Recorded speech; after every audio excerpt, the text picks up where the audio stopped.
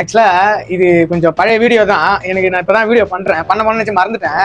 ஆக்சுவலா என்ன பண்ணிடுறானுங்க, கிரிவலம் சுத்துற இடத்துல அதாவது ஏதோ பில்டிங் வேலை செய்யறதுக்காக என்ன பண்ணிடுறாங்க, செங்கல் இறக்கி வச்சுக்கிறாங்க. ஆனா எந்த பயிற்சிக்கார கம்யூனிட்டி ஜோசிக்காரனும் எவனோ வளரி விட்டுக்கிறான். இந்த மாதிரி இந்த இடத்துல வந்து நீங்க செங்கல் வச்சு வீடு கட்டினீங்கன்னா உங்களுக்கு உண்மையா வீடு கட்டலாம் அப்படின்னு சொல்லிட்டு பின்னாடியே கன்ஸ்ட்ரக்ஷன் ஒர்க் போய் நிக்குது காம்பவுண்ட் ஏதாவது கட்டுறதுக்கு. அதை எடுத்துன்னு வந்து இவனுக்கு போற வயல வீடு கட்டு போயிட்டானுங்க. நானும் பாத்துக்கிறேன். நிறைய கோயில் எல்லாம் பாத்தீங்கன்னா இந்த அரசமரத்து அடியில அந்த இடத்துல பாத்தீங்கன்னா ஒரு 4 கல்ல வச்சு வீடு கட்டு போவாங்க. இவனுக்கு பாருங்க கிரிவல போறதுல செங்கல் வச்சு எவன் வீட்டு கல்லு எவனோ வீடு கட்டுறதுக்கு கல்லை தந்து வச்சுக்கிறான்.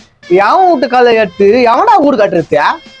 நான் மட்டும் அங்க இருந்தா அரசெங்கல் எடுத்து அடிப்பேன். 2 செங்கல் கொஞ்சம் கூட பரவாயில்லன்னு எடுத்து அடிப்பேன். இல்லைன்னு வச்சுக்க பக்கத்துல உட்காந்துப்பேன். ஒரு கல்லு 10 ரூபா நெத்து கூட கட்டி நீ எதனா கட்டு. ஆனா இங்க இங்க இங்க இங்கதான் கட்டணும், வேற எங்கேயும் கட்டக்கூடாது. ஒரு கல்லு 10 ரூபான்னு சொல்லி வச்சு இந்த முட்டாள் கூட்டத்தை நல்லா இன்னும் முட்டாள் ஆக்கலாம், தப்பே கிடையாது. வீடு கட்டுற செங்கலை வச்சு இவனுங்க மாதிரி பண்றாங்க. அவங்களை என்னத்த பண்றது, என்னத்த சொல்றதுன்னே தெரியல இவங்களுக்கு. உங்களாம் அரசெங்கல்லே எடுத்து அரைமண்டி ஆக்கணும் இவனெல்லாம். அப்பதான் திருந்துவானுங்க போகுது. செங்கலை வச்சு நாசம் பண்ணி இதான் அது அரசெங்கல் தாண்டா உங்களுக்கு. அரசாங்கல் எடுத்து அடிக்கணும், உங்களை மண்டெல்லாம் அரைமண்டி ஆகணும், அப்பதான் திருந்துவீங்க. உனக்கெல்லாம் வச்சு நல்லா ஏமாத்துறானுங்க உண்மையாவே. இந்த முட்டாள் கூட்டமா நம்பின்னு இருக்குதுங்க.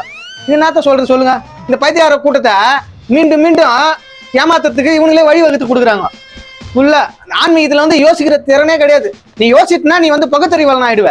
நீ யோசிக்க ஆன்மீகத்துல நீ எவன் ஒருத்தன் யோசிக்கிறானோ அவன் வந்து பெரியாரிஸ்ட்ன்றுவாங்க, அவன் வந்து ஏத்திஸ்ட்ன்றுவாங்க. யோசிக்காத முட்டாளதான் ஆன்மீக சிந்தனையாளர், ஆன்மீகவாதி அப்படின்னு சொல்லுவாங்க. அவ்வளோத்தையும் சொல்ல முடியும்.